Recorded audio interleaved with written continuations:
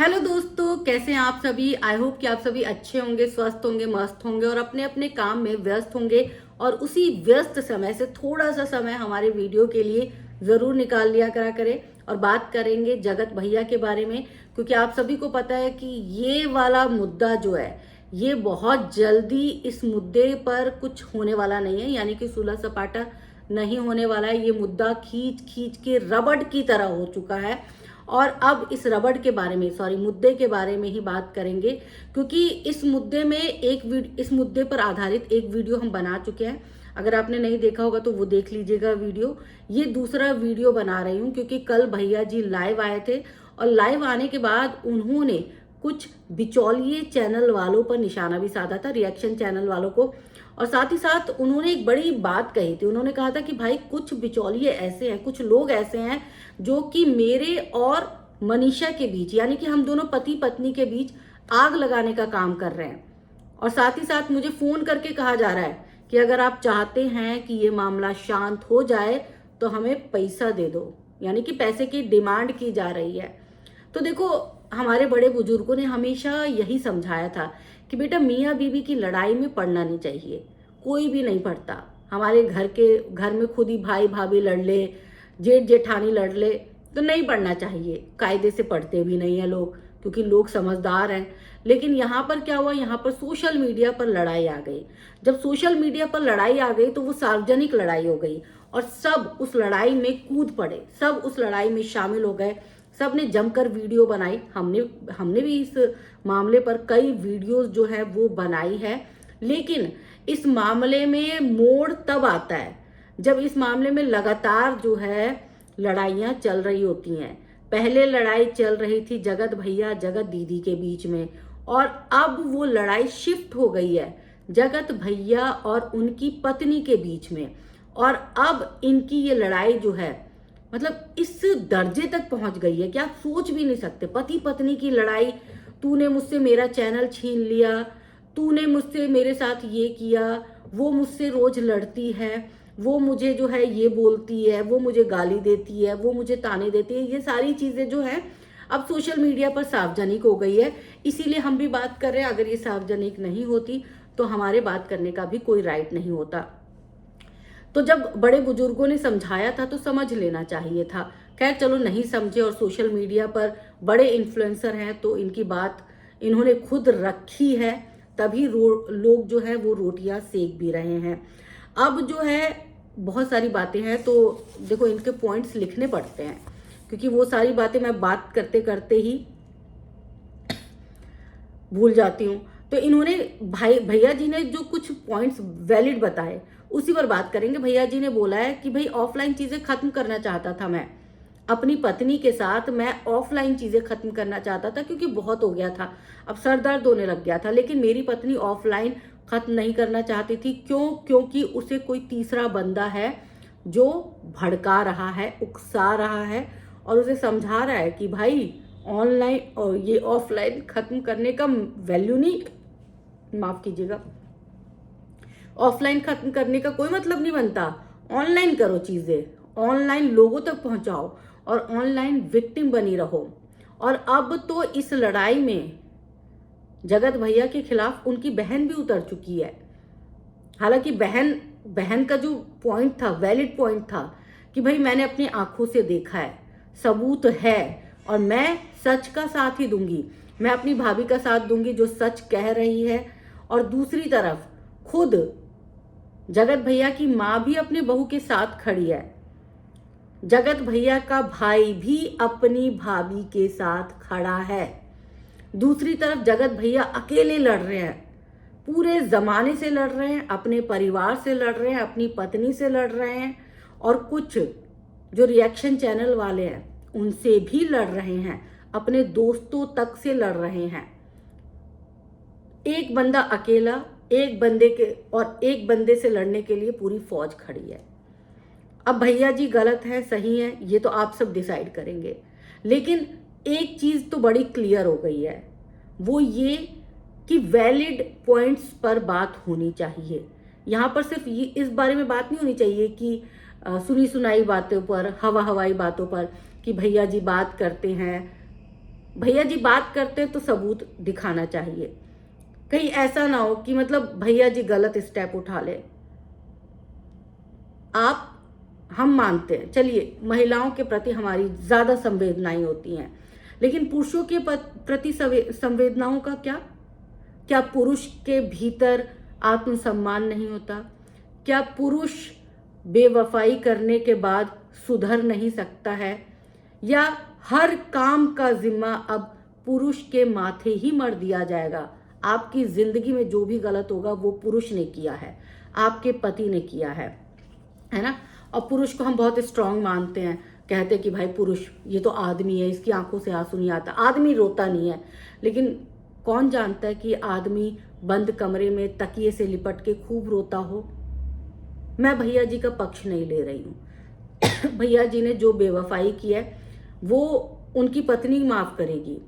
हम जनता माफ करे ना करे उससे किसी को कोई फर्क नहीं पड़ता, वो उनकी पत्नी का मैटर है। उनकी पत्नी, उनके परिवार के लोग अगर जगत भैया को माफ कर देते हैं तो हम में से कोई किसी को ऐसा हक नहीं है कि हम माफ ना करें।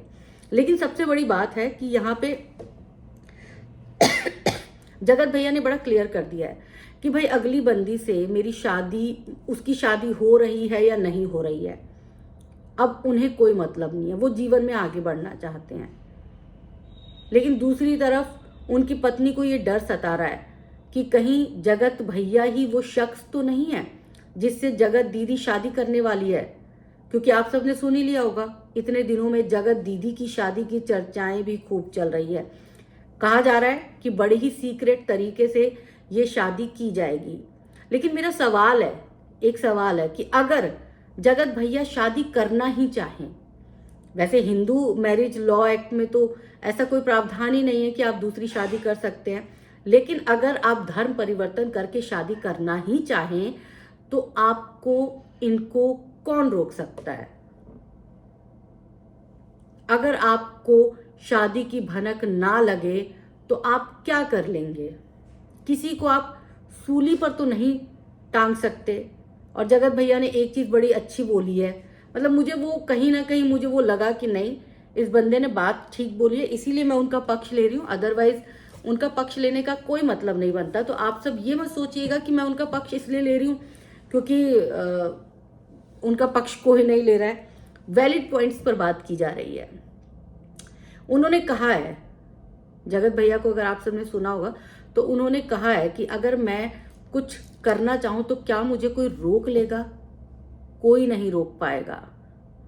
अब दो ही ऑप्शन है जगत भाभी के पास, या तो जगत भाभी इनसे अलग हो जाए, मतलब सेपरेट हो जाए, या फिर इन पर ट्रस्ट करे। क्योंकि अगर आप अलग हो जाते हैं तब तो आपका मतलब ही नहीं बनता जगत भैया कुछ भी करें। लेकिन अगर आप इन पर ट्रस्ट करती हैं तो फिर इनकी नैतिक जिम्मेदारी बन जाएगी कि आपके ट्रस्ट को ये ना तोड़े। लेकिन अगर आप रोज इनके ट्रस्ट को लेकर संदेह अपने मन में पैदा करेंगी तो वो संदेह आपका घर उजाड़ेगी। उस संदेह को लेकर फिर ना तो उसका कोई इलाज भी नहीं है, शक का लाइलाज बीमारी है, या फिर आप दुनियादारी की बातों में आते रहें। दुनिया के लोग आपसे क्या कहते हैं आप इस पर ही मंथन करते रहें। देखो, दुनिया आपका खर्चा चलाने नहीं आ रही है, दुनिया आपको प्यार जताने भी नहीं आ रही है, दुनिया को आपसे कोई मतलब नहीं है।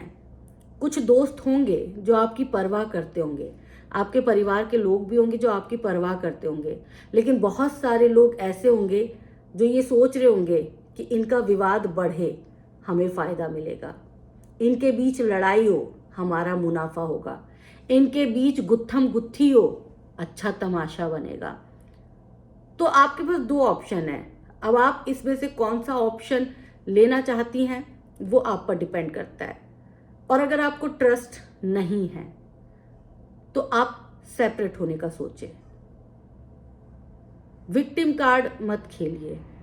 और साथ ही साथ बार बार ये पॉइंट हमारी तरफ से है, बार बार किसी औरत के ऊपर भी इल्जाम मत लगाइए। सबूत थे तो आप सबूत दिखा सकती हैं, आप सबूत दिखाइए, लीगल एक्शन लीजिए, लेकिन इन सब का फायदा तभी होगा जब आपका पति आपके साथ होगा, आपके ससुराल वाले आपके साथ रहें, उससे बहुत ज़्यादा आपको फर्क नहीं पड़ने वाला है। एंड ऑफ द डे आपका पति अगर आपके साथ नहीं होगा तो फिर आपको अपना ससुराल छोड़ना ही पड़ेगा।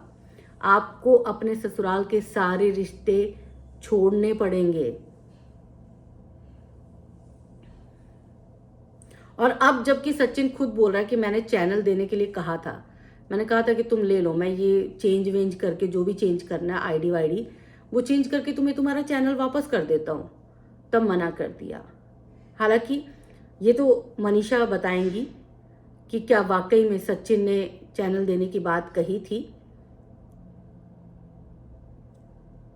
और दूसरी बात कि रोजाना अगर बातचीत के दौरान लड़ाई होगी तो फिर इंसान, मर्द हो या औरत हो, वो घर से भागेगा, वो आपसे भागेगा, वो आपसे दूर रहने की कोशिश करेगा। तो ये सारे पॉइंट्स थे जिस पर बातचीत करनी ज़रूरी थी। और साथ ही साथ कुछ रिएक्शन चैनल जो पैसे कमाना चाहते हैं इस बीच में, तो आप अपनी मेहनत से पैसे कमाएं। किसी का घर उजाड़ के पैसे कमा के आप क्या कर लेंगे। और भैया जी से भी यही अनुरोध करेंगे कि जो भी रिएक्शन चैनल वाले हैं जो आपसे पैसे की डिमांड कर रहे हैं, उनके साथ लीगल एक्शन ज़रूर लीजिएगा, ज़रूरी है वो। इससे बहुत सारे चैनल का नाम खराब होता है। इन सब चीज़ों से आप उनके खिलाफ लीगल एक्शन लीजिए, चुप मत बैठिए। और जो भड़का रहे हैं वो तो अपना काम करेंगे ही। इसमें समझदारी उस इंसान के जिसको भड़काया जा रहा है। वो अगर अपने ऊपर कंट्रोल रखे तो किसी की हिम्मत नहीं है आपको भड़का सके। और भैया जी, आप पर इतने सारे लोग ट्रस्ट कर रहे हैं अभी भी, इतना कुछ होने के बाद भी, तो आप एक वीडियो ज़रूर बनाइएगा ये बताने के लिए कि क्या आप वाकई में ट्रस्ट के काबिल हैं या नहीं हैं। आपको ज़माने में कोई नहीं रोक सकता अगर आप कोई कदम उठाना चाहते हैं तो। पारदर्शी तरीके से रहिएगा। आपको कोई थोड़े दिन का हेट मिलेगा, लेकिन सारी चीज़ें ठीक हो जाती हैं। लोग भूल जाते हैं, लोगों की याददाश्त बहुत कमज़ोर होती है। लेकिन अगर आप वाकई में अपनी शादीशुदा ज़िंदगी चलाना चाहते हैं, प्यार से रहना चाहते हैं, तो आप एक बार फिर से अच्छे से पहल कीजिए। आप दोनों पति पत्नी पहल कीजिए और एक खुशनुमा ज़िंदगी जिए। मनीषा थोड़ी सी मैच्योर नहीं है अभी, अनमैच्योर है, तो उसको थोड़ा सा समझना होगा कि लोग मज़े लेने के लिए बहुत आते हैं, लेकिन उनको कैसे उनसे निपटना है और कैसे इन लोगों से दूर रहना है, ये आप पर डिपेंड करता है। और एक चीज़ और, आपकी बहन ने भी आके कहा है कि सबूत हैं। अगर वाकई में वो सबूत हैं और आप अभी भी बात करते हैं तो आप अपनी नज़रों से खुद गिर जाएंगे किसी दिन।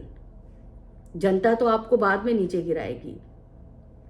तो चलिए, इतना ही कहना था। आप सबको ये वीडियो कैसी लगी कमेंट करके ज़रूर बताइएगा। और इसके साथ ये भी बताइएगा कि आप सबको क्या लगता है, मनीषा सही है, सचिन सही है, या फिर जगत दीदी सही है।